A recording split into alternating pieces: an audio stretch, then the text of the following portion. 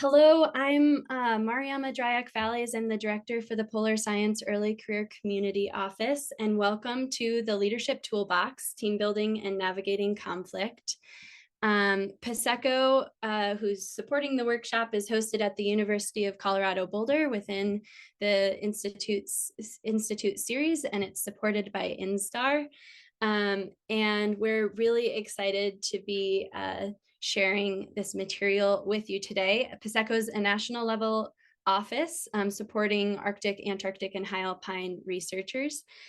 Today for the workshop, Alex Padilla and Michaela Williams and myself, or the PSECO team, will be providing support for the call. If you run into any technical complications today, please directly message Michaela Williams. Michaela is giving a little wave on the right now. And the workshop will be facilitated by Tasha Snow and Elisa McGee. If you all could give a little wave, that'd be great as well, who will be introducing themselves more thoroughly shortly. We are also joined by some wonderful panelists today who Tasha and Elisa will introduce shortly, but if the panelists could give a wave for those of you on the call, that'd be awesome too. We want to begin today's event with a land acknowledgement. PSECO supports polar scientists in locations across the United States with research focused on both poles and in high alpine regions across the world. And we acknowledge that much of the science done in those places takes place on the unceded traditional territories and ancestral homelands of Indigenous peoples. And some of the science done here has historical roots in colonialism. With this land acknowledgement, we celebrate the many contributions of Native peoples to our understanding of the polar regions and recognize the sophisticated and intricate knowledge systems Indigenous peoples have developed in relationship to their lands. At the core of PSECO is inclusion, and we expect all attendees will adhere to PSECO's community guidelines when interfacing with others on the call, which Alex will post a link to in the chat if you're not familiar with those community guidelines. And without further ado, I will hand it over to Tasha and Elisa to dive into the workshop today. Thanks everybody for being here. All right. Hi, everybody. I'm Tasha Snow. I'm a research associate at the Colorado School of Mines. I'm soon to be at NASA. And I focus on kind of the intersection between glaciology and oceanography, ice-ocean interactions. I do a lot of open science and cloud computing in the work that I do. And my background for leadership is that I've led a number of projects in science and academia and different service groups. And I've also used to be in the United States Navy. I was an officer on board a couple of ships where I led a number of groups of men in a lot of the work that we did on warship. So I'll turn it over to Elisa. Thanks, Sasha. Hi, I'm Elisa McGee. I'm a PhD student at Colorado State University, and I study geophysics with two projects. One is at the Ross Ice Shelf in Antarctica on microseismicity of ice-ocean interaction, and the other is with Los Alamos with seismoacoustic data and distributed acoustic sensing. Most of my career has been as an Air Force pilot and mission commander, where I've led many large and small teams in austere environments throughout the world.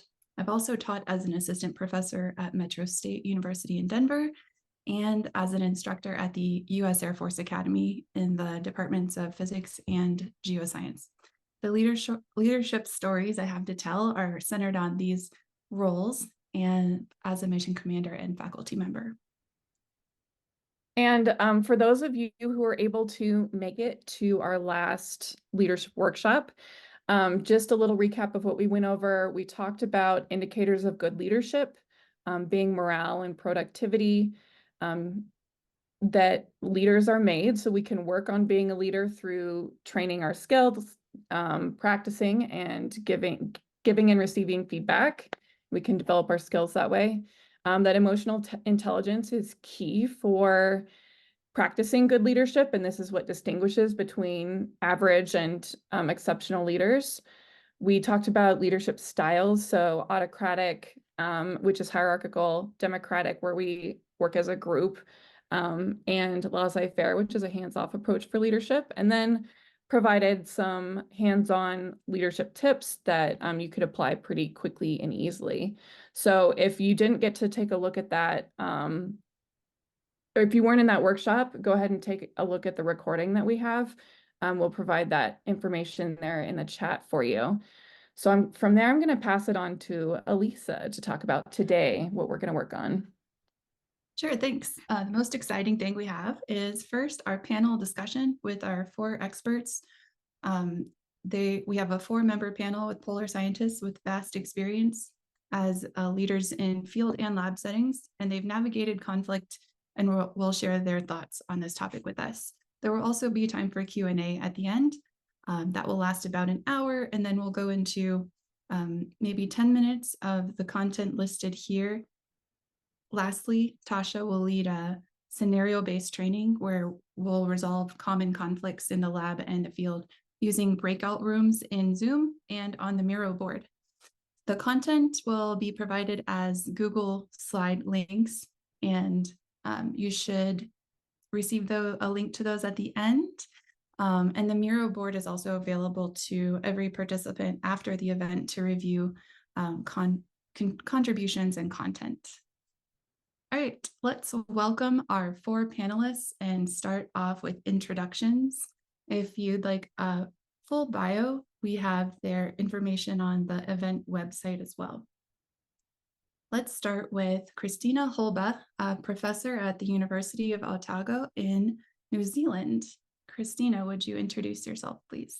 Kia ora koutou katoa, ko Christina Hulbe tō koingawa, katangi te tui, katangi te korimaku, katangi koho. I'm coming to you today from beautiful Ōtepoti Dunedin and Te Waipunamu, the South Island of Aotearoa, New Zealand, where the land has long been under the guardianship of the people of Kaitahu. I came here to Otago to be Dean of School of Surveying here as a role I held for 10 years. I then had a 1-year stint as a head of department of an entirely different department, human nutrition, as it turns out, to work on some governance issues specifically. I've been a project lead for a large kind of multi-institution international fieldwork activity in the Antarctic. I'm a glaciologist. I think a lot about people and how we work together. Thank you, Christina. I'm glad you're here. Marianne Karplus is next. She is an associate professor at University of Texas, El Paso. Marianne, would you introduce yourself, please? Hi, everyone. Thank you very much for inviting me. I'm really happy to be here and have a chance to discuss with all of you some of these really important topics. And I'm a professor at University of Texas at El Paso. My fields are seismology and geophysics, and I work both in icy areas as well as on tectonics and earthquakes. And as I said, I find the topics of the panel very important, and also think a lot about sort of team dynamics and human interactions and how to best support, especially sort of newer folks that are coming to the field. I do a lot of field teaching as well as field work. And so I teach a geophysics field camp in New Mexico for students at University of Texas in El Paso. And I also, I guess, kind of pertaining to polar science, I've been part of one of the international Thwaites Glacier collaboration projects, the TIME project, Thwaites Interdisciplinary Margin Evolution. So we're looking at the shear margin of Thwaites Glacier. And as part of that project, I've led or co-led 4 field seasons, and some of them have been very long, like 4 months in Antarctica. So that's the last 3 seasons in a row, I was down there for quite long field seasons. So I've been thinking a lot in the context of that project about some of the topics of this panel. So thank you very much. Thank you, Marianne. We look forward to hearing from you. Next is Michael Baker, who is a seismologist at Sandia National Labs. Michael, would you introduce yourself, please? Yeah, good morning. Michael Baker, seismologist. Predominantly, I work on polar and environmental seismology. My dissertation work was down in Antarctica on the Ross Ice Shelf, and since joining Sandia first as a postdoc and now transitioning to having been a full-time researcher for about a year now, most of my work is centered up in Alaska. We're trying to move a little bit more into Greenland, but still very much in the polar scope. I focus now on sea ice and permafrost, using distributed acoustic sensing, not so much the standard broadband stuff anymore. Before transitioning into seismology, I worked in industry for about 10 years, in multiple different fields of physics as a physics technician. So I have, a bit more of a industry slant view on things when I approach field work in terms of just organization and how I kind of expect things to run. That being said, I've had about 10 years experience now working between Antarctica and the Arctic and Norway and Iceland. Certainly has been a very incredibly rewarding experience and everything. So happy to be here to share what I've learned along the way. Thanks for inviting me. Yeah, thanks for being here. And Max Stevens is next. He is an assistant research scientist at the University of Maryland. Max, would you introduce yourself, please? Yeah, hello, I'm Max Stevens, and yeah, thanks for inviting me and for all of you joining this. It's exciting stuff to talk about. So I'm an assistant research scientist at the University of Maryland, but I sit in the NASA Cryospheric Sciences Lab through a cooperative agreement there. And I've also worked in the past few years with the USGS Benchmark Glaciers program. So my research these days, I'm really primarily a modeler, and I have a 7-month-old at home, so I'm keen to not go to the field for a little bit, but and I mostly think about surface processes on glaciers and ice sheets, so firn compaction, surface mass balance, surface energy balance, and those sorts of things. But during my PhD work, I spent quite a bit of time in both Antarctica and Greenland on different expeditions, and with the USGS have spent time in Alaska and in Washington State on the benchmark glaciers. But prior to my career as a scientist, I worked for the National Outdoor Leadership School, or NOLS, I guess it's known as now. And so I was teaching outdoor education and leadership skills. And so a lot of my perspectives on leadership within science and on scientific field expeditions is informed by my experience with NOLS. And so, yeah, that's kind of where my perspective comes from. So thanks for having me. Wonderful. I'm glad you're here as well. We will start off our panel shortly, but first I want to mention that while we're having this panel, if as a participant you have any questions that you would like to be asked in the Q&A at the end, please add those to Miro, and this link will be provided in the chat. There it is by Alex. Thank you. So go to that link and add a sticky note, put your question on there, and they will be moderated, and we'll do a couple of questions at the end in the last 15 minutes. All right, next we have our first question. The first question we have regards team building, and the question will be added to the chat as well. Question 1, do you have any techniques for building team trust and rapport before going into the field or doing an intense project together, particularly if the team is geographically separated? And this question is for a lab, academic, or field environment. Christina, would you mind answering first? Kura, yeah, I think this is a great question to start off with, thinking about kind of the field component mostly. To me, it's really important to set out like how are we going to work together, both from a project point of view and a health and safety point of view. And I think we do that best when we do that collaboratively. So I think an early important thing is like, what's your camp manual or your project manual?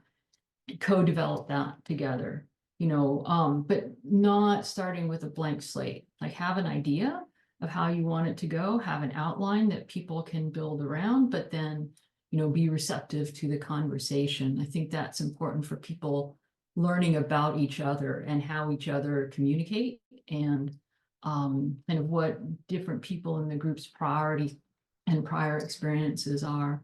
I think for those meetings, and like set the framework for how meetings are going to go right from the beginning, it's important that you have a clear kind of pathway into the meeting and into the discussion, and a clear pathway back out.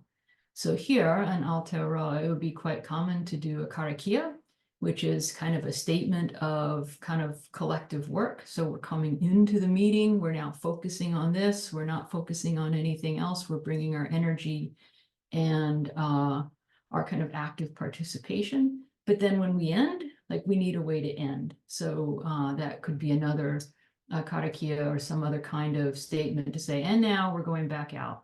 Like, we've done this together, excellent, now we're leaving. And I think having those clear structures is very helpful.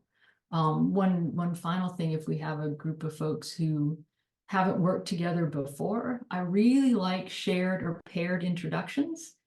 So introduce yourself to the person sitting next to you, and then they're the ones who introduce you to the group. And here we would do that. We would talk about our mountain and our river, and maybe some interesting fact, very place-based.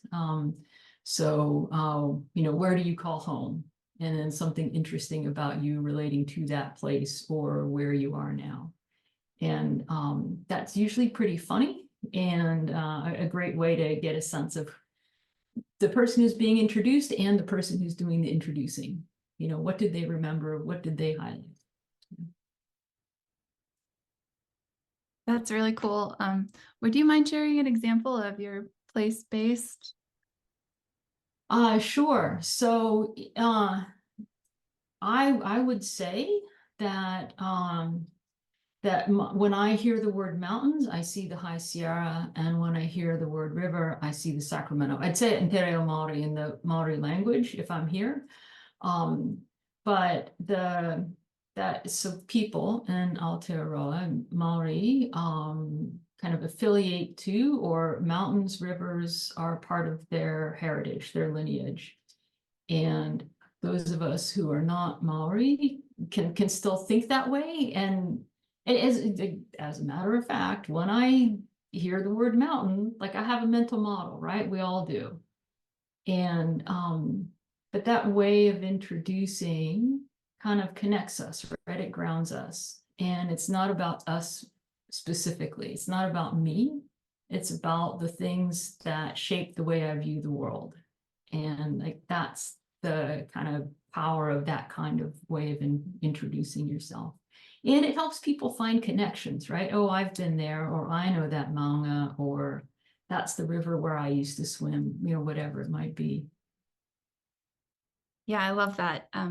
Just to reiterate, the trust building and getting to know each other. We come around something that we can all agree on as part of the conflict resolution. So we can all agree that we're here for environmental and polar science. So I like that reminder in the beginning that we're all have such commonalities. Thank you. Max Stevens, what do you think? Yeah, I think this is really important, and my experience in the scientific realm is that this gets maybe glossed over more than it should. So maybe I'll speak more from the field perspective, but I think this could also apply if you're going into a new lab, or if you're a young faculty member starting your own lab group. Of the same principles apply. But the number one thing to me is early on having deliberate discussion about what you want your culture to be as a team or a group of people working together. And within that, and apologies if I'm looking all around, I wrote on a bunch of notes here that are very poorly organized, because that's kind of just how I roll. But coming in, and especially in the era of remote collaboration and meetings on Zoom, I guess a note that I made here is that with these meetings where we discuss culture and expectations, making sure that everyone is invested. So that means having screens on in Zoom meetings, and making sure that not just that everybody has the opportunity to talk, but everybody actually does talk about, at least share something, or at least in a smaller group setting where you're setting a tone for a small expedition or lab group perhaps. So within this culture setting, to me, it's really important to get everybody to talk about their expectations, both, and that can look like what's their expectation of what they're going to get out of this experience, but also what they expect others to provide as far as the team atmosphere. Also getting everyone to talk about their goals and recognizing that people have their own personal goals for an expedition. Maybe that's learning a new scientific skill or getting a particular bit of data. And those goals can be different than the overall goals of the expedition. So that means that there needs to be conversation about, well, how do different goals mesh together and how do you prioritize these different things? I think it's also important to get everyone to be able to share any apprehensions that they might have about this upcoming expedition or team event. And let's see, what else did I write down here?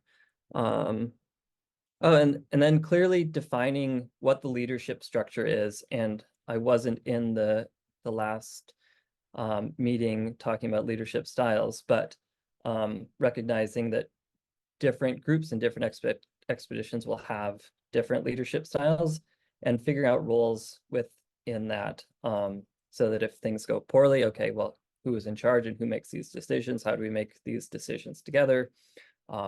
What kind of decisions are group decisions versus the person at the top making the decision? And also recognizing through these conversations that you might find yourself like, oh, I don't quite like how that sounded, or this particular plan. Can we talk more about this to iron out so that I feel comfortable with this? Let's see. Maybe this is implied in that, but also making sure that roles are well defined. My first field experience, my job was literally to stand in front of a hot water drill and just turn knobs and boil water. And it was a non-glorious scientific work. I wasn't really doing science, but I knew ahead of time going in, like, that's what my job is there. So making sure that if you think that you're going and you're going to be doing one thing, but the expedition lead is expecting you to do something else, that's a poor thing to figure out once you're actually in the field. So making sure things are well established.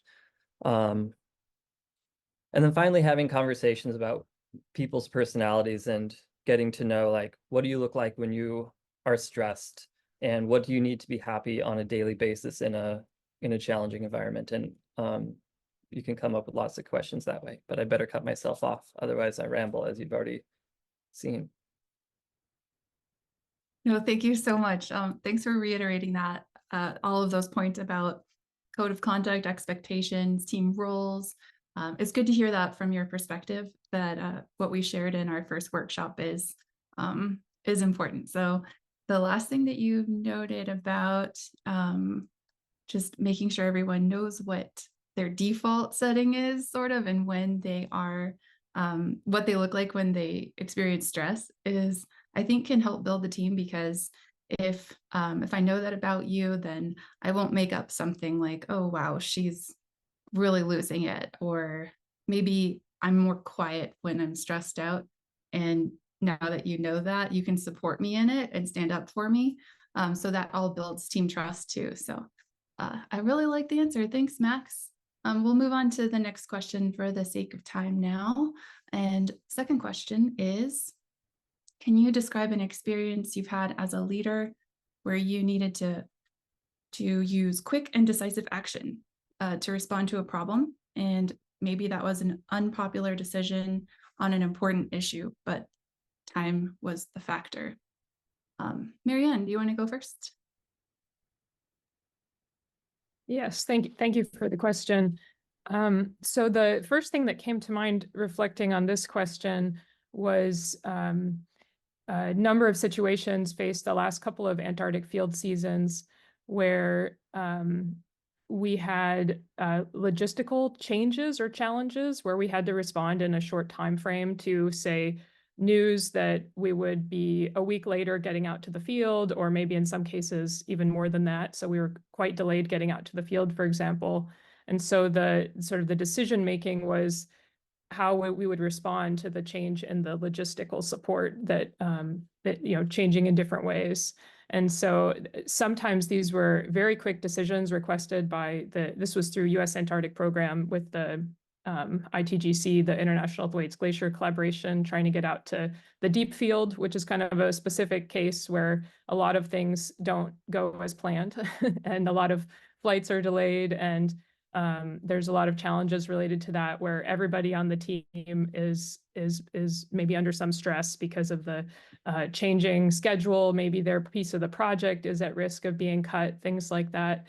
And so that's been one of the biggest challenges, I think, facing myself as a leader on the team or a co-leader in some of the seasons, and the team as a whole. And so sometimes when we had to make these quick decisions, I think one thing that was really important, and I've seen others do as well, is kind of having a baseline for trust before and after, and a recognition that even if we can't discuss it right now because a decision needs to be made, we will discuss it later, and everybody's viewpoint is still, and their reaction to the decision is important and valued within the team. And so when possible, at least my personal preference is always to kind of find out, have the discussion before the decision is made.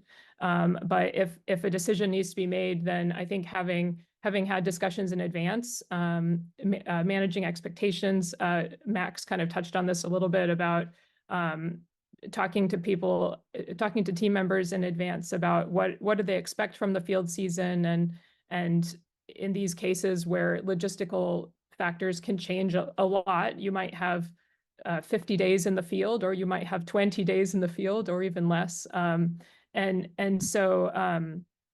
So I think having those discussions well in advance, so people understand have some expectation of what could happen, and that they understand that it is can be, with deep field in particular, with US Antarctic program recently, it's been a pretty volatile environment of you're never quite sure how much time in the field you might get. And I think being upfront about that and talking about previous experiences of that and how it played out can help with kind of in the moment when you're making those decisions and sharing those decisions with the team, which it could involve somebody's piece of the project being cut and things like that. I think also a recognition of the different team members' goals can help, and remembering, at least I think it's important to remember, we want to do the best science, and we also want to sort of support earlier career members of the team to gain field experience and receive training and things like that. So there's sort of a balance in terms of the goals of the expedition and the goals of the field project that are important to take into account. And ideally you would get a chance to talk to more team members, at least, prior to the decision, but having the trust before and after and a chance to talk about it later can help with that. Thanks. So you get people ready for what might happen. I think that's a good way to get them ready for that quick action that you'll have to take. So thank you. Michael, would you mind sharing your thoughts on that one? Yeah. First off, I just want to really second and reinforce everything that Marianne just said, because that has been very much my experience and approach to things, particularly in Antarctica, due to pretty much all the issues she laid out. And since she gave such a comprehensive answer, that allows me to kind of go off tangent here. As I mentioned, I worked in industry for 10 years as a lab technician. And so a huge part of that for me was always safety. And so when I'm out in the field, particularly in the university setting where, I've attended 5 different universities and I never once had a safety safety training of any sort, no understanding or, OSHA is not really a thing in the university system from my experience. And, that is doubly so out in the field. And so what, my thing here, my little soapbox is that safety is everybody's responsibility. And this is particularly important for the early career people, if you're just a field hand, you're a research assistant, whatever, if you see a situation that is unsafe, if somebody is asking you to do something that you recognize very serious flaws in, you are absolutely entitled and empowered to stand up and say no. Either everybody has to stop doing this, or I am not comfortable with doing this and I'm not going to partake in this until either these concerns are addressed and I'm convinced this this issue is in fact fully safe, or we implement controls in order to avoid these potential issues. And I recognize, as if you're just a undergraduate or master's student out there and you're with people who've been doing this for 30 years, it's a little bit intimidating, but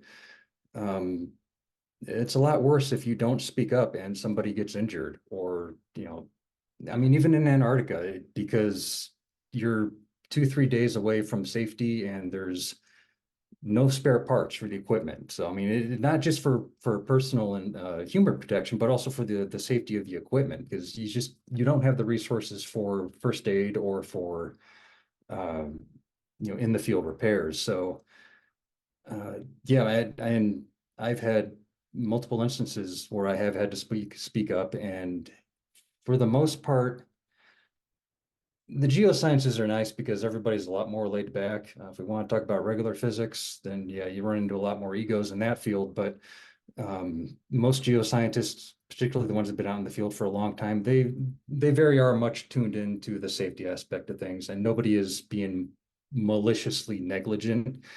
But there are situations arise when you're on a deadline, there's a storm rolling in, you gotta get, things serviced and back out in the plane. It may not be you may not be able to actually get back out to the site for 3 years. And it starts to look appealing to start cutting corners or, rush through things. And that's where accidents happen. Those unforeseen consequences start to arise. And, somebody has to be the guy that steps back and, looks at everything and says, okay, no, these are the risks that we're potentially having. And, yeah, don't ever be afraid to speak up about that sort of thing, because the only regret you're going to have is not, is not saving somebody from serious injury, perhaps. And, worst comes to worst, if you do end up with somebody who's incredibly disagreeable and, you feel that there may be retribution for you doing the right thing, don't be afraid to elevate it to the next level. U.S. Antarctic program is very much tuned into that. They will absolutely listen to any kind of, complaints that you raise about safety. Your university should all have somebody that's, willing to deal with that sort of thing. Working in industry or for the government's a lot easier because, I do 20 hours of training every year for safety alone. So we're all very much aware of that sort of thing. So yeah, I think that that would be my one real thing for everybody, is just do not be afraid to say stop if something doesn't look right. Thank you so much, Michael. That memories came to mind of real life scenarios like that. And I think you were getting at the point that anybody on the team, once you know the safety and you can really zoom out and have that perspective, your voice, whether you're the leader or all the way at the lowest position on the team, you can assert that unpopular decision and say, stop. Absolutely. Yeah, thank you. And don't be like me, because they say safety rules are written in blood, and I have more than a few that are written in my blood. So I have personal stake in this too. Yes, it is a serious matter. Thank you. All right, does anybody else have an answer on the panel? All right, we'll move on to the third question, which is when emotions rise, how do you maintain composure or re-steer the group to address the core issue? What are some good techniques you've seen from leaders or used yourself? And I'll ask Max. Max, what do you think? Thanks for the question. At first, I'll offer you my friend Frank's advice for expeditions, which is just don't be a jerk. Which is really to say it's a big self-awareness thing. And unfortunately, some of the people who maybe tend to be the biggest jerks are the ones with the least self-awareness. But that doesn't mean that we can not personally be self-aware and do our best to resolve conflict productively. So to get more directly to the question, like for me, I know when situations get intense, my emotions run a bit hot. And so I work hard on reminding myself like, okay, I need to step back and let myself cool off so I can address this rationally. But everyone's response is going to be different. So I think taking time to self-reflect and think about how you personally respond to intense situations and how your emotions go is an important step. But then also bringing empathy to your reaction and recognizing that other people are going to respond differently to high emotional situations. So within that, I think then recognizing that it's important with any conflict, things going wrong, that you attack the problem and not the person. If someone has a different idea of how things should go or how you should solve a problem, maybe they're right and maybe you're wrong, or maybe vice versa. But in any case, really think about the problem itself and not that the other person is your foe in attacking this. I think also recognizing the environment, especially in polar field work. If you're cold, if you're tired, if you're hungry, that complicates the situation. So sometimes it's best to say, okay, we're going to go have some hot soup and then we're going to fix this problem after that. And then the other thing is, I guess this is related to the empathy, is making sure that you ask permission for the person that you might have conflict with or that you're solving a problem with. Say, ask permission to give feedback or to solve that at that time, because maybe the other person's emotions are running really hot and they need a moment to cool down. So you can say, hey, can we talk about this now? Do we need 5 minutes? Can we address this tomorrow? But it's also important to not say like, okay, we'll address this 2 weeks from now.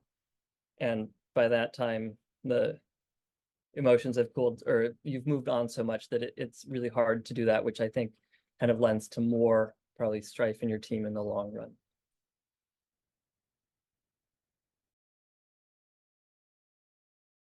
Thank you. I definitely agree with all of those points. And we have Marianne next. What do you think about rising emotions? So thank you for the question. And I agree and echo a lot of what Max said. I wanted to mention, so I think it's important to recognize that everyone has emotions. Everybody has a wide range of emotions. So it could be anger, sadness, disappointment. A lot of different things might arise in the field. And I think it's important to recognize and remember to welcome those in a sense, in yourself or in other people, because it's a very natural part of humans that emotions would sometimes rise or appear, especially when we're all working together, maybe very closely in a small space or in different challenging situations and environments. And so I think the main part of that, sort of the idea of welcoming them is sort of being kind and compassionate and also professional, since we're working together, and allowing space for emotions to be felt or processed in the field sort of as much as possible. And so that might look like sort of not, I guess, kind of responding compassionately in the moment to somebody who might be experiencing emotion, including yourself. And then a lot, maybe it's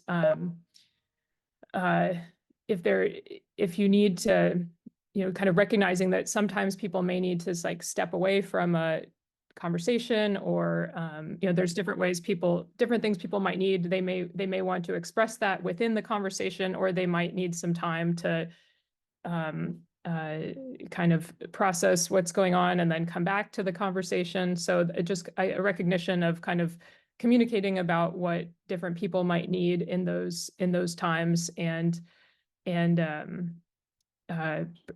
kind of trying as much as possible within the context of the project to allow that. And I think sometimes I think it can be important to sort of check in with individuals regarding how they're feeling, how things are going, do they need anything, specifically in the context of an issue or a problem, maybe checking in with someone kind of individually in addition to within the group could be helpful to allow them a chance to talk through it, or maybe to pair them with a buddy, or have a buddy system so people can have somebody they can sort of talk to.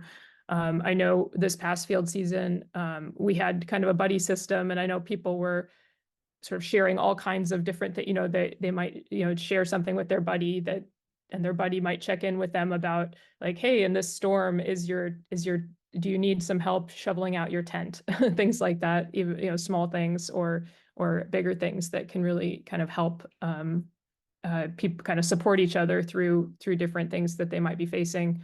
And I also made a note and wanted to echo about taking care of like basic comfort. So if there's a lot of extreme situations where we might be cold, tired, thirsty, hungry. Sometimes revisiting an issue after people have had a chance to warm up and get some water and food can be really important. And then also when you are facing a conflict or a disagreement, or people kind of becoming angry at each other about a situation, then I think I've seen kind of at least a model that's resonated for me, which observing other folks in leadership positions and things is trying to sort of clearly communicate the issue and the problem, and allow each group to sort of clearly communicate and talk about what their view is on the issue or the problem, and discuss pathways to hopefully find some common ground or a collaborative solution as much as possible. Or if it's not possible, then again, maybe agreeing to disagree, or finding the common ground, and that at least you recognize that you have different views on it, and that's okay too. So those are some comments on that. Thanks. Awesome. Thank you. One more lighthearted thing that you mentioned was food. And I remember being so mission focused that I wanted to just continue with our plan for the whole day. But I learned that the number of the top 3 things you should be thinking about are how are you going to feed your crew so they don't have a mutiny. And it turned out to be true. If you're taking care of your people, then they are much more relaxed, and there's a lot less escalation and stress. So resonate Absolutely. with that. We actually had to have a conversation this year about cooking more food, because people were finding out in the field that they were just so hungry all the time, and we were cooking for ourselves. And so everybody sort of decided, okay, we need to just make more food, make sure everybody's well fed, and that will help a lot of issues. Oh, thank you, Marianne. We have one comment from Christina. Did you want to add something? Kura, yeah, thank you. I wanted to take this out of the field a little bit. I think emotions happen everywhere. I have a colleague who's a very emotions forward person, and he has a hard time because not everybody else reads that the same way. But I think, like, for my role, say we're in a team meeting or a department meeting or whatever it is, like I'm always reading the room, and especially when we're talking about difficult things where we have to make decisions that not everybody's going to agree with, or there are going to be some clear kind of winners or losers, whatever it might be. I just need to pay attention to how everybody's doing. Like some people will be fine, some people won't be. I need to be able to rely on the people who are fine or make sure they continue to be fine. I need to figure out how I'm going to help the people who aren't doing so well. And quite often it's the dissenting view, right? Who's the person who's not doing so well. And it can be very hard in that moment to figure out how to get alongside them if you don't agree with them. But like, that's your job. Like, you have to do that. They're part of the team. And so I try to focus on, like, what can I elevate in what they're saying? You know, what makes sense in what they're saying? And I'll refer back to that. I'll try to connect it with some other thread in the conversation that is more in line with where I think we're heading, to try to bring them back in. So the overall point is that you're trying to elevate everybody. You know, that we talk about it here as kind of being mana enhancing, like, what's your standing, what's your status in the group? You need to elevate everybody. That can be really hard, but that's the job. You have to try to see that other perspective. Why are they responding the way they are? What can I pull out of that and work with?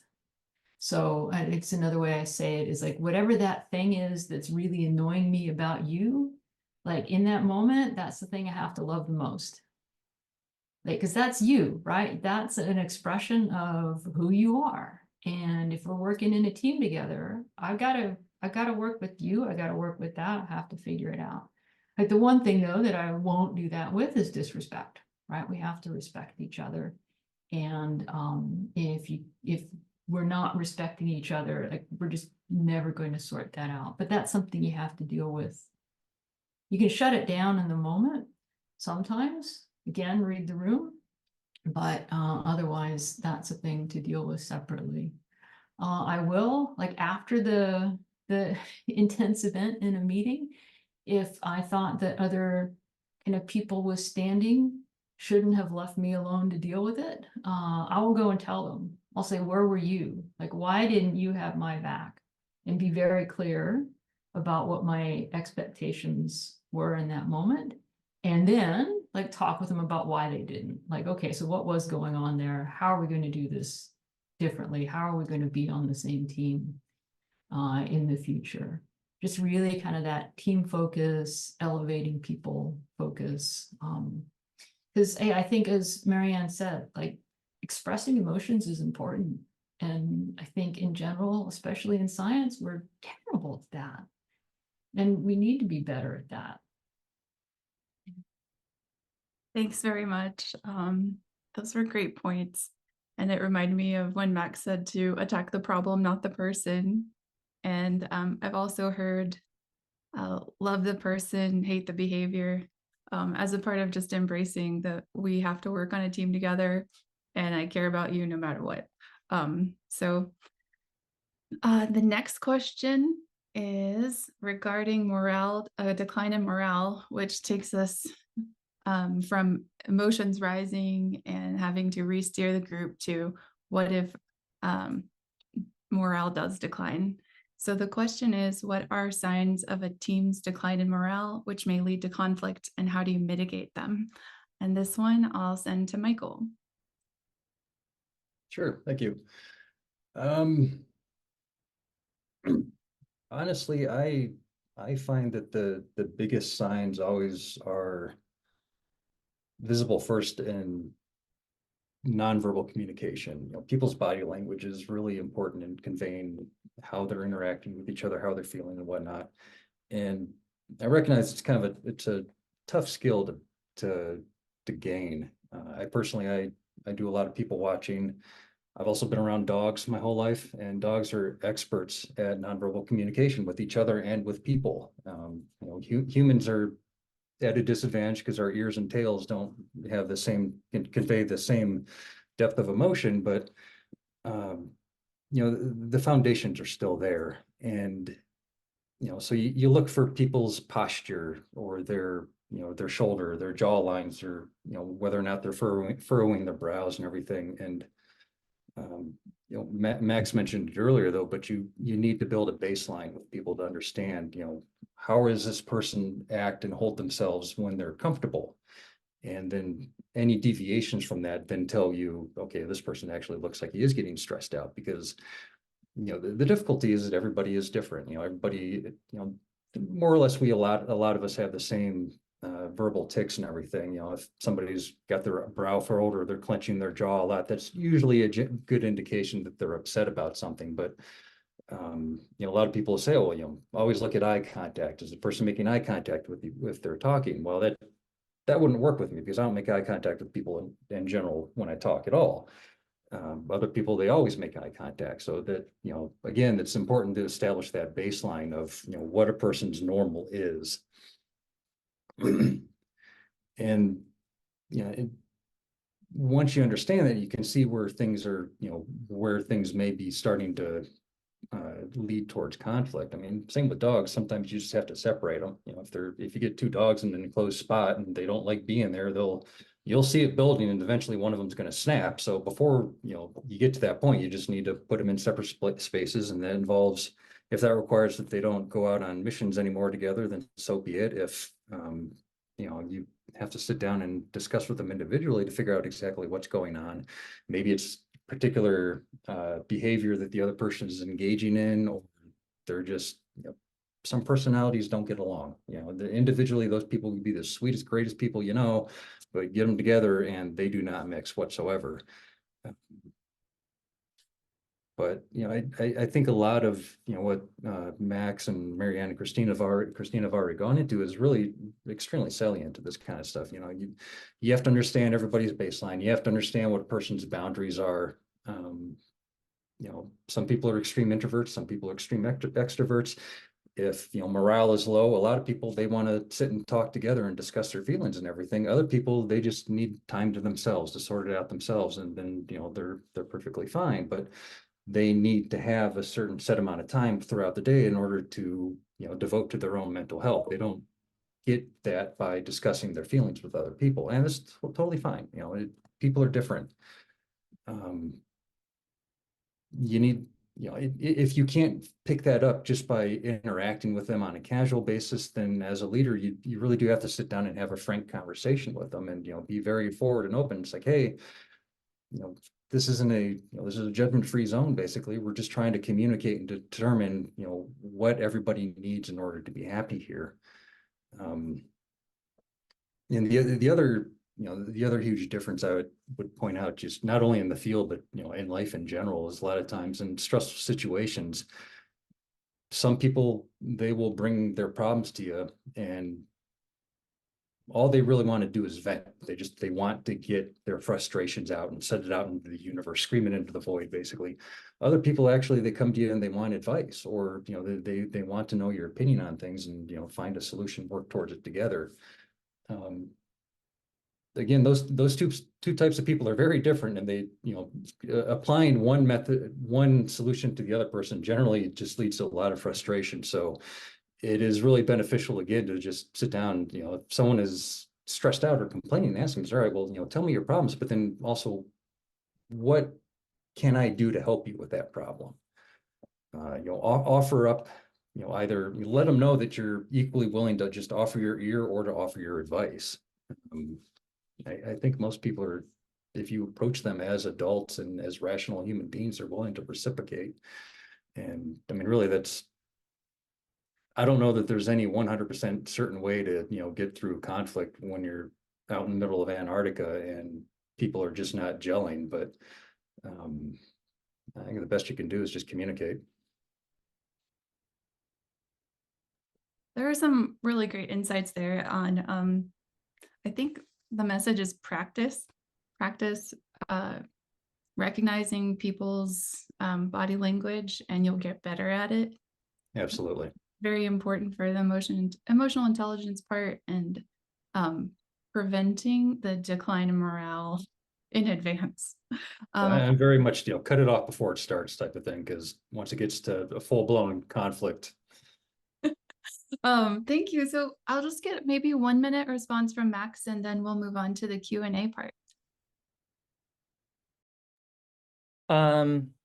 Yeah, so even in pretty small teams, you can get cliques that develop. And I think that is the number one thing that I probably would expect to see first, is maybe two people, or maybe it's a single person clique, right? One person is a bit kind of removed. And yeah, as Michael said, it certainly will come out in body language. And then also looking for like microaggressions and small passive aggressive comments from people will often come through. And often that might start with one person, and then maybe it spreads to one or two other, again, depending on the size of the team, but that can lead to splintering pretty quickly, I think. Excellent Yeah, note, thanks. Like just reinforce that last point. One person getting being very vocal about their poor morale, low morale, can definitely impact everyone else around them. I have seen that multiple times, and it's definitely something to be aware of. Yeah, I agree. We have to take it seriously. We're going to move to Tasha, who has some questions for the panel for the next 10 to 12 minutes. Tasha?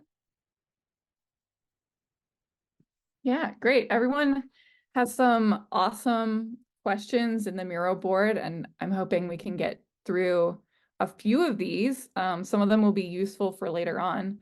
The first question for the panelists that was written on here is, do you have any strategies for leading from a subordinate position when the appointed leader is not looking out for the group or is not open to feedback, aka managing upwards?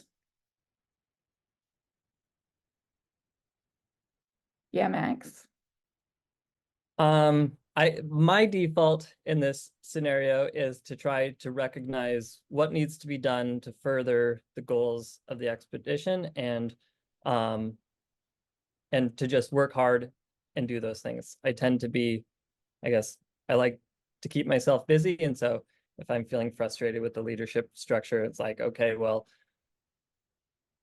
this particular dinner needs to be cooked, and so I'm just going to go get started on that. And so it becomes a bit of a lead by example. And I think there also then is a lot of room that you can still, I think, check in on how other people on the team are doing without stepping on the designated leader's toes, perhaps, or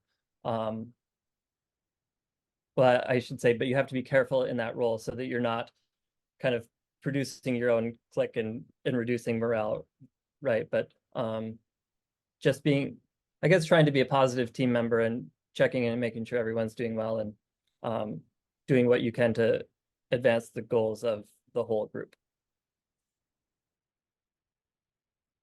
Awesome. Yeah. Michael, how about you? Yeah, this does come up a lot of times with the less situationally aware PIs, which I have had to deal with out in the field more than a few times. The way I've always dealt with is, learn how to lead without actually leading, lead from behind the scenes. If you're doing your job right, you're going to get everything done and make sure that everyone else is doing their stuff without the PI actually realizing that, it's not that they're doing anything wrong. It's just maybe they have oversights that they don't want to hear about, or they have, their plan is not necessarily optimal. So you look for where the holes in their plan, or the aspects of their leadership that you can supplement and fill in without actually stepping on any toes or anything. Kind of goes back to that old saying, if you're really good, they don't know you did anything at all type of situation. And it's very total. It's very tough, and it's very subtle. And so again, one of those things you gotta get practice with. But yeah, being subversive, honestly, is the only way I've been able to deal with it. Yeah, being subversive, leading without people realizing it, and yeah, setting the example. I think those are lots of ways I can definitely identify with. How about you, Christina? I just, two things to add. One is it's important to recognize that we might be the problem. Like, do some introspection. What's really going on here? Why do I think this is bad leadership? It might not actually be. I think that's important.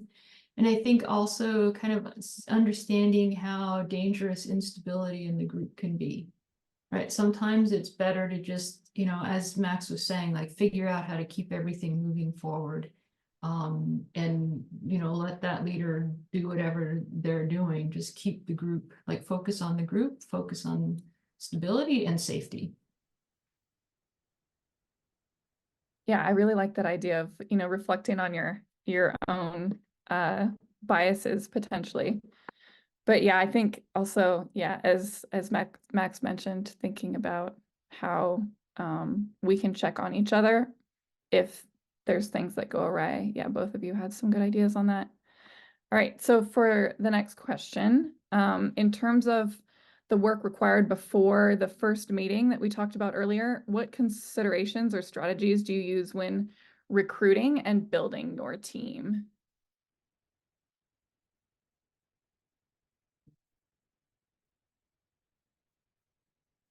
Yeah, Christina.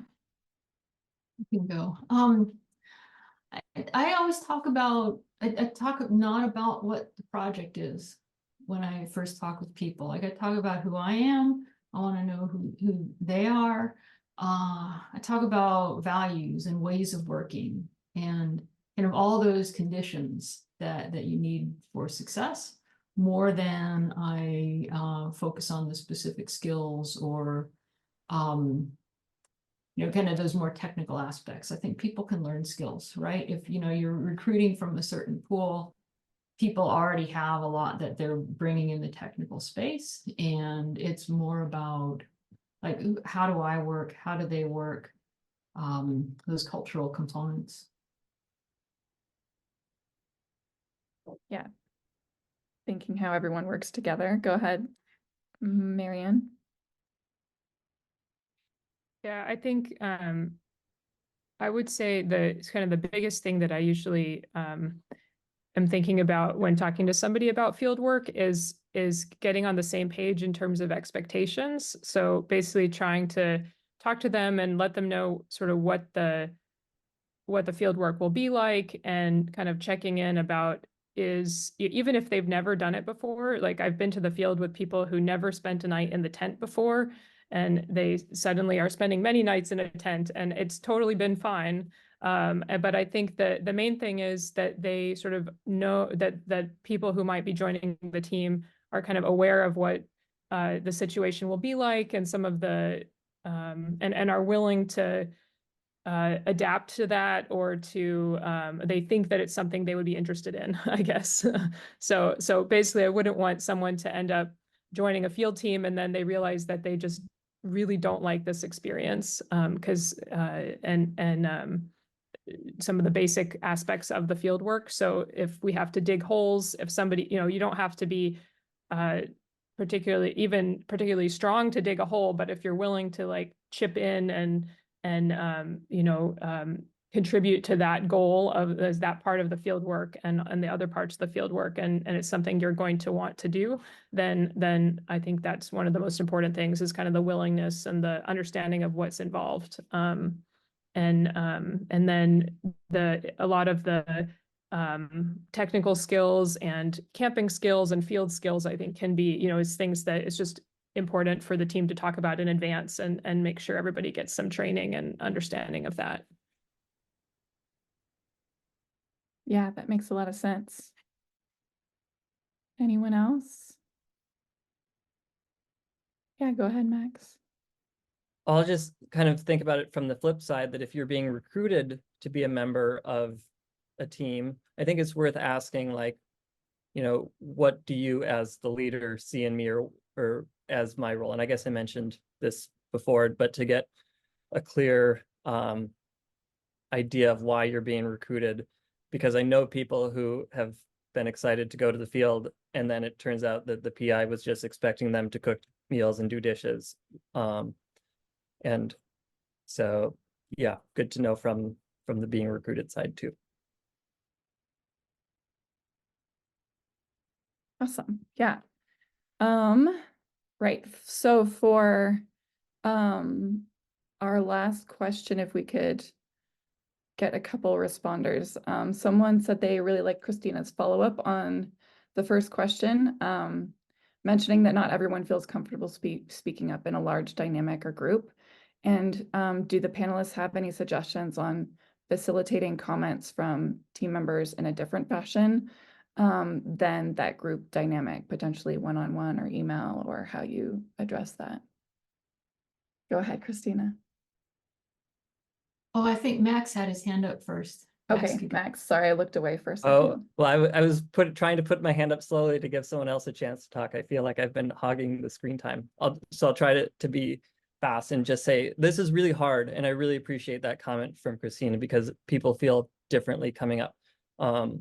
So one thing as a leader is, well, I think you have to separate it and see, is someone not sharing something because they're disengaged and they're just not buying into whatever you're trying to do here? And so that's one thing to recognize. And so dealing with that person is, okay, well, maybe they're not the ideal member of my team if they aren't going to buy into the cultural norms or setting, versus the person who just might not be willing to speak up. And so yeah, moving to a one-on-one with them. And I tend to think speaking in person to someone rather than email is better, but potentially email. But yeah, Christina's idea of sending questions out ahead of time so people can expect to know what they're going to be planning is excellent. Yeah, I guess I just add like that doing the pre-work, understanding how people, I mean, so I work with people who have pretty intense anxiety, and that's just not something they're ever going to be able to do. And you shouldn't put them in that situation. So we need to, I think about different ways that different meetings can be run, or different, like when we are working together or we need everybody to contribute. It doesn't have to be everybody, we're going to go around the table and everybody's going to say their piece. It could be we're working in small groups. It could be that we're using materials to do the work. I think that having more than one way that your team meetings run is just good in general. I think that helps everybody participate more and find the modes that are going to work for them. And it can be particularly beneficial for those folks who just aren't ever going to be able to sort of take the mic and say what they, what you want them to say. I think you can also, like, if that's not going to work, you can elevate ideas for them. If you've done that pre-work and had those conversations, you can make it clear, this is that person's idea. I'm bringing it here. Let's think that through. Just protect the idea. Like, don't put it out there and then let it suffer, because then you haven't done that person any favors. Yeah. Thank you guys for your responses here. Marianne, I'm gonna cut you off here because we're running out of time, but I'd love it if you could put your response in the Zoom chat so we can benefit from your thoughts on that. Thank you so much to our panelists. Elisa, do you want to take it? Oh, sure. No, I just want to agree that this was really valuable and we really appreciate your time. It was a great discussion. So thank you for joining us today, and we'll let you say something on the way out if you'd like. And if not, thanks for coming today. And we'll move on to about a 5-minute break for all the rest of the participants, and we'll put a time to come back in the chat for the rest of the workshop.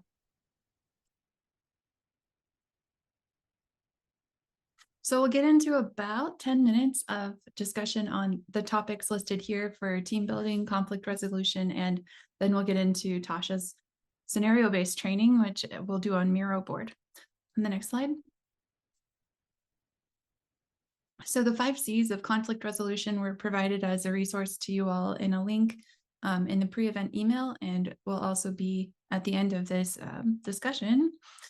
The first few were mentioned by the panelists. We didn't get to the 5th question, actually, which was the circumvent approach, but they did address the compete approach where quick and decisive action was required, where an unpopular decision needed to take place. And Marianne talked about ways to prepare the team for that in advance by talking about how volatile the situation is, and that a decision might need to be made. And here's her rationale and her thought process before it happens. just to mitigate some of that conflict that might occur. In the next slide, I have all 5 of the 5 C's listed here. And the bottom 2 are compromise and collaborate. And to use these, we first need to know the desired outcomes for each party. And then from there, we can think about if a win-win approach is possible, rather than win-lose thinking. Importantly, we always need to understand, just reiterating what Michael shared with us about recognizing what people are thinking and feeling and looking for those subtle cues in that. We need to understand what they are thinking and feeling, what's not being said as a context for what is being said. And that helps us manage the what's at the heart of the problem. Next slide. We have a few negotiation strategies here. The first one is maintain calm. And that might sound really difficult to do, especially when things get heated, or people, for example, when you're a leader, they might try and challenge you by saying that your competence or expertise is not good enough. Examples are, you can't be serious, or unconstructive criticism like stop being so sensitive. They'll leave you in a place where you can't really respond to that. If this is how you're being challenged, just remain calm. Practical things you can do are state the facts to your supervisor with hard evidence, or to that person to continue the conversation. When I recognize that this tone happens, people call it feedback, and it's not, because it's not constructive. I turn on my filter and I try to get to the heart of their message. I look for anything that's constructive that I can work off of to be a better leader. It might be intermingled with a lot of immature words, subjective things that are not useful. But I think about it as a filter, and it's something we have to just recognize. It's not a perfect world. Not everyone's a perfect leader. So we will have to filter what people say to look for that constructive feedback. And these things can be practiced with feedback and debriefing skills, which will be discussed in the 3rd workshop. The second one is value added strategies. A couple of our panelists noted this, what can we agree upon? And Christina said in the beginning, like finding our common values by, we all share a value of studying the earth can bring us together. And in that same vein, we should think about what can we agree upon during a conflict as the peripheral issues, not the matter, but the peripheral issues to build a foundation so that we can gradually approach the problem from a shared perspective. And the third is use time to your advantage. Sorry, I'm getting tired. Use time to your advantage, build in time and meet regularly. If you do delay in time for this, I think Max mentioned like, maybe we need to discuss this a little later, but schedule that time for a little later so it doesn't happen. It doesn't continue to be a problem and you address it 2 weeks later, like he said. Over time, people can find reasons, incentives for wanting to come to a negotiation, and that is the value of time, as they can say, well, this is something that we eventually need to agree upon. And the next slide is trust building techniques. So our focus here is how to build a team, and we need trust to do that. So saying that you all just came together for the first time, you don't know each other, here are some things you can do. Just like Brene Brown shares in her example, that trust is built slowly over time. Her analogy is marbles in a jar, one step at a time in small moments. And if we break trust, that can empty the jar and have to start all over again. Some things we can do are to uphold our word. For example, if I'm new to working with someone, I will intentionally set a deadline for myself and uphold it so that they know I'm a trustworthy person. And I know that sounds pretty silly, but it's one small little marble to say, you can rely on me. And that is a step toward building a team.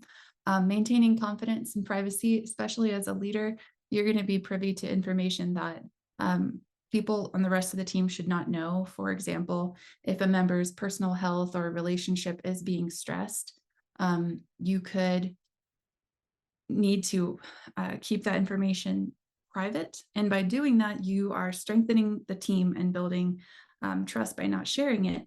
And then the rest of the teammates will know that, yep, I can trust in this leader not to share my information if I ever go through something.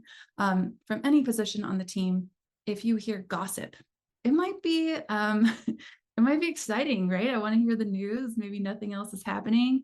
Gossip is fun until really it's not for the team and building trust.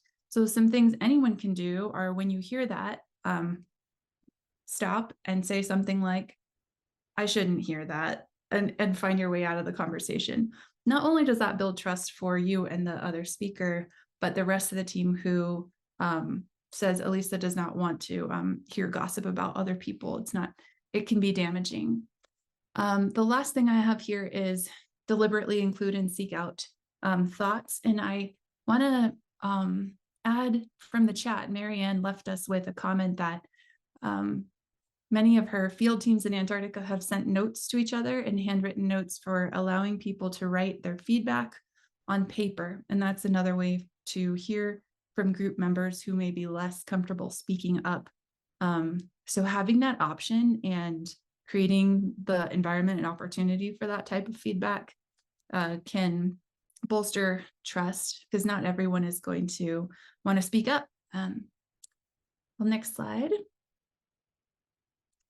So we have a model you can consider, and I'm going to go through this very quickly. It's from Tuckman. There's a resource at the very end of the slides we shared where you can learn all about this. It's from 1965, but I'm going to focus on the storming part of it.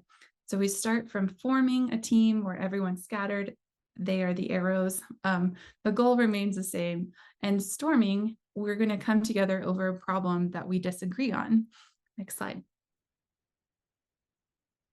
So my friend, who is a professor of outdoor leadership, gave me some wise advice here about this matter. She said that the storm is going to come eventually, the earlier the better. And she believes, after observing so many teams in her job, that the teams who perform better have an early storming stage. And they disagree, and then they leverage that as an opportunity to demonstrate the values they have for conflict resolution, the roles every teammate has an equal voice, demonstrate those conflict resolution skills.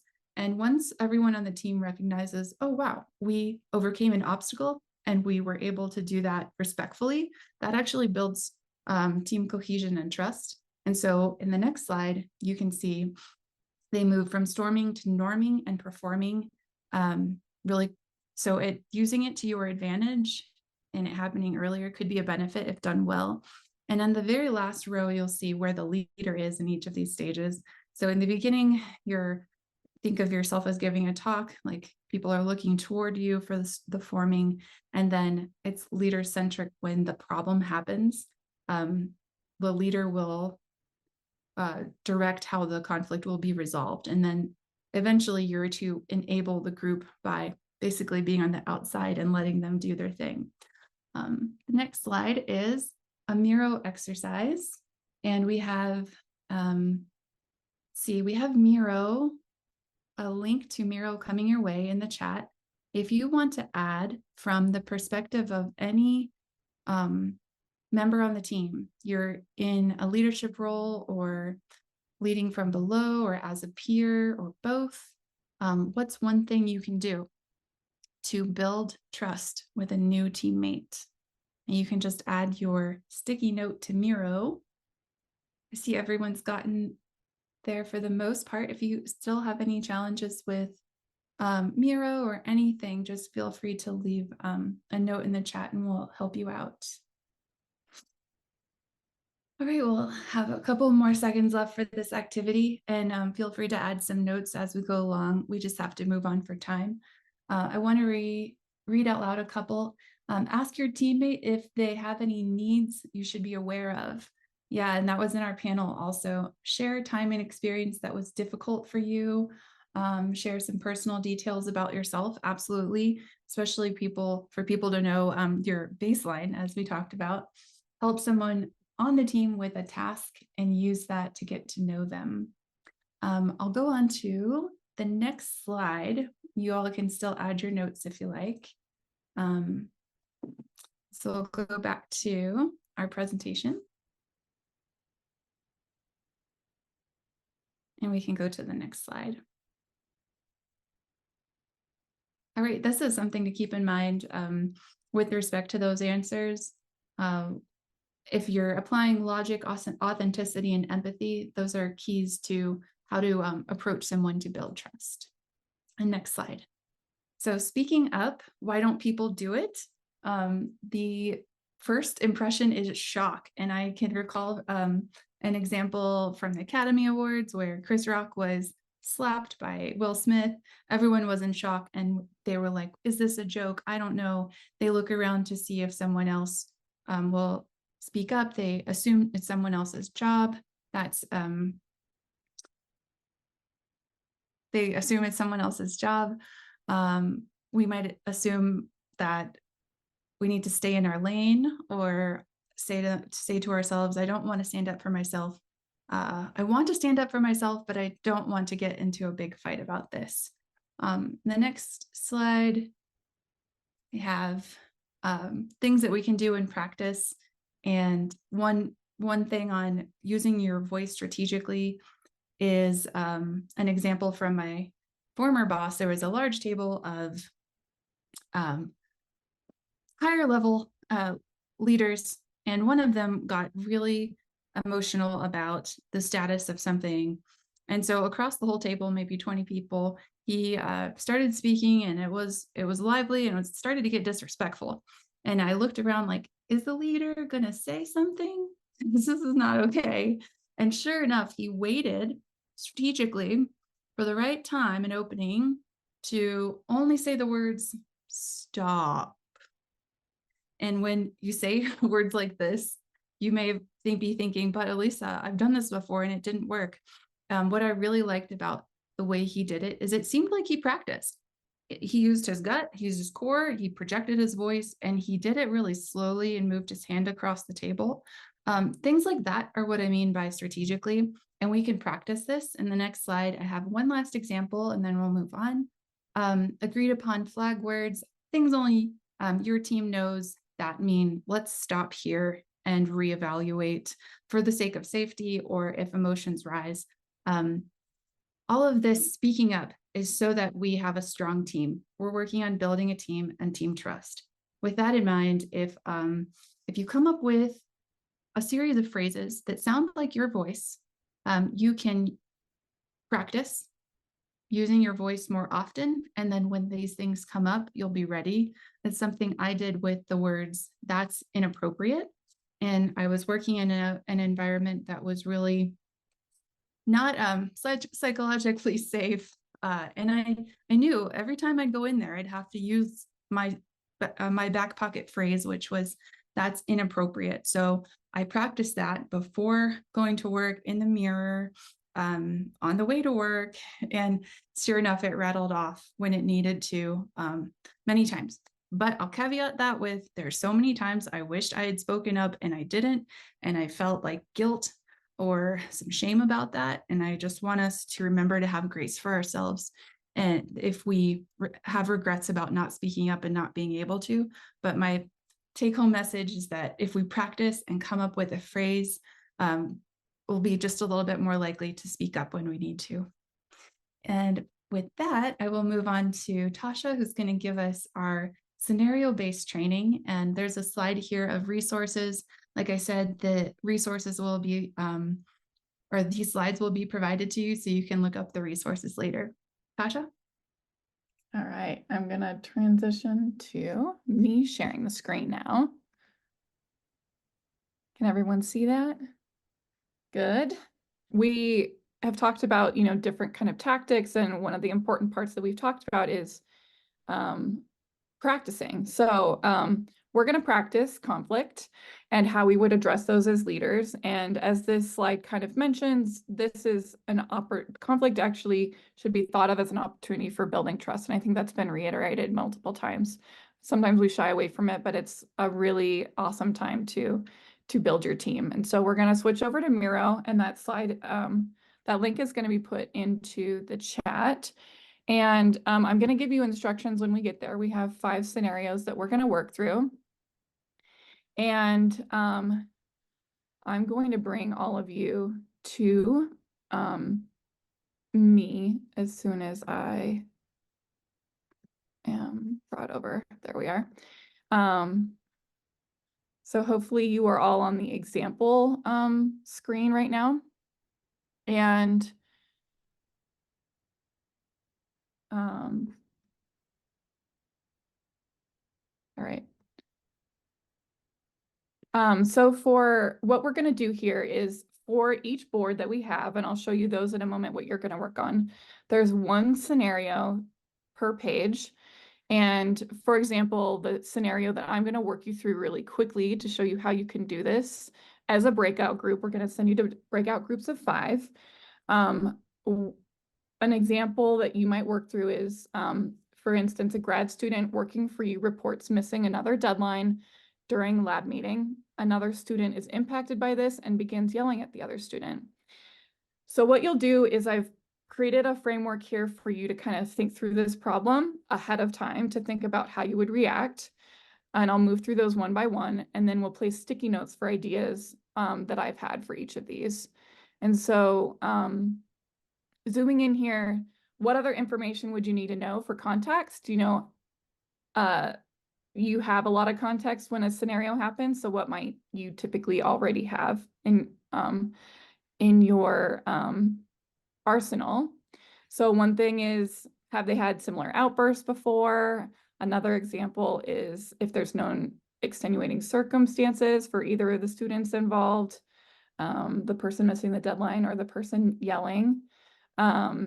Is missing deadlines common for the other student that might be problematic towards others? And do you know the student well who's yelling, how they might respond? I'll put some more sticky notes out here for examples if you want to check them later. There's no right answer for all of this, and I'll be excited to see if you guys have different kinds of ideas with this. The next thing that I would suggest you consider is, why might the person have acted in this way? Their feelings involved. We've talked a lot about that today. Try to think of several kind of ways of coming at this, because you can't read minds. You don't know exactly what someone else is feeling, and give the benefit of the doubt where possible. So one thing you'll want to think about is why the other person may have yelled. So potentially they have high stress around this project, high stakes around already being late potentially. There's high stress outside work. Maybe the person has low sleep today and they're irritable or hangry, like we talked about earlier. Have there been previous arguments? And really overall, like usually these kinds of things, yelling and disagreements happen because needs are not met. So thinking about what sorts of needs people have in that moment, especially the person yelling, as Christina suggested earlier, a lot of times those people are in places that are the roughest of the entire group. So understanding what needs are there. Feelings of the person yelling, examples might be disappointment, anger, fear of missing their own deadlines. And you can go on and think about the feelings of the person who's being yelled at. Next, go ahead and think about the priorities for the interaction from highest to lowest. So for me, when I think about priorities in this sort of situation, I think about making sure everyone is physically and emotionally safe, especially the person being yelled at.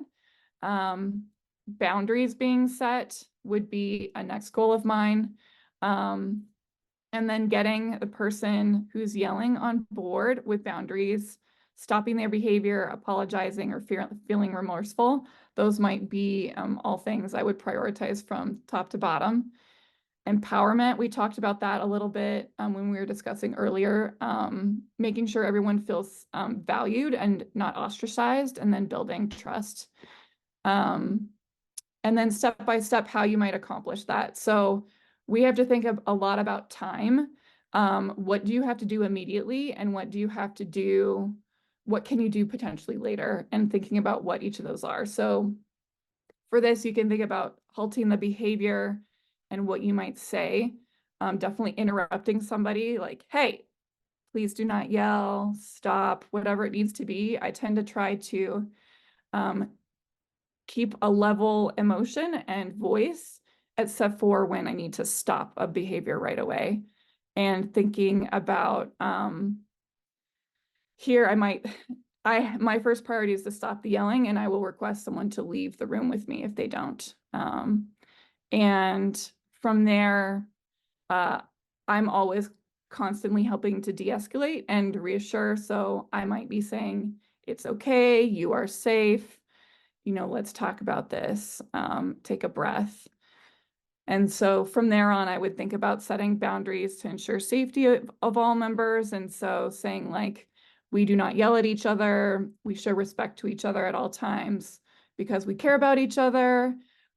We want to be respected by others, and we hear each other better when we use level voices, and stopping to take a breath. And then from there,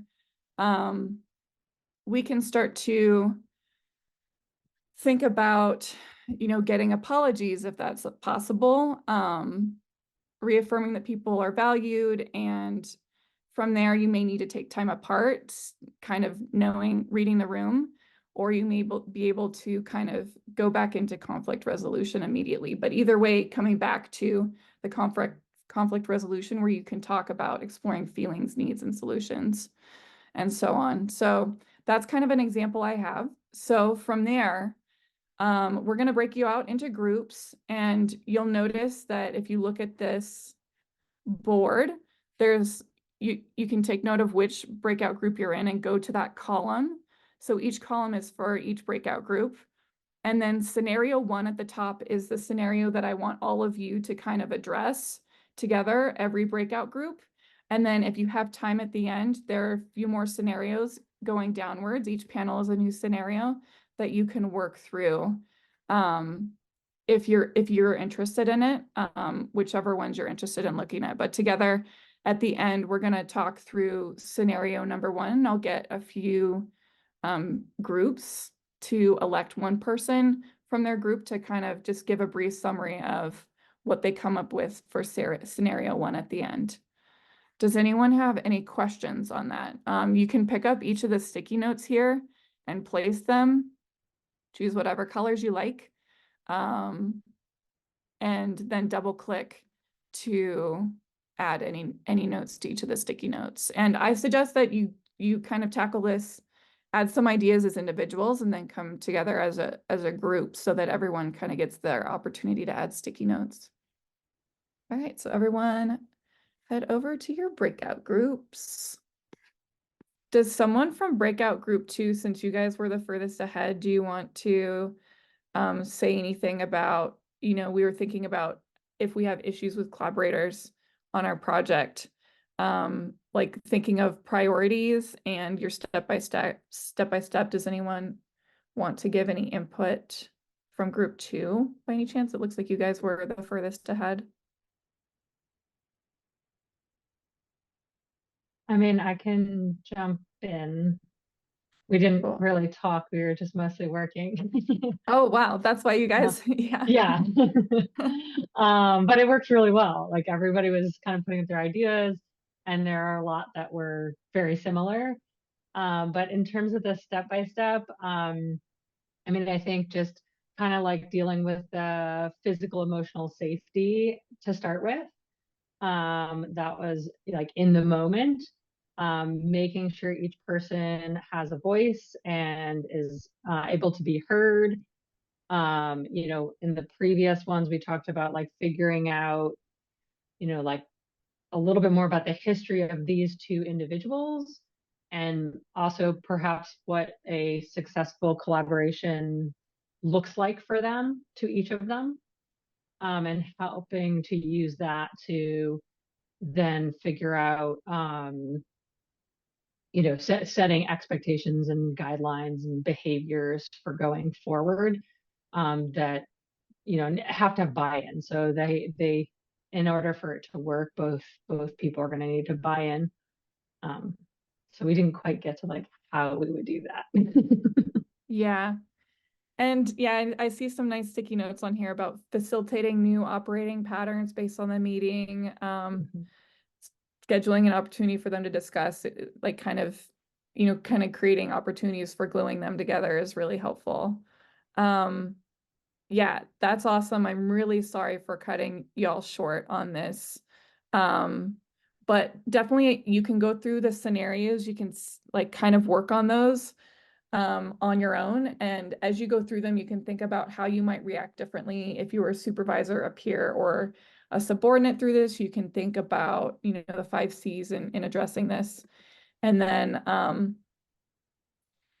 yeah, there's a slide here you can take a look at for thinking about, you know, if people have different identities, things like that, different ways of approaching these scenarios. Just thinking through them ahead of time will be great.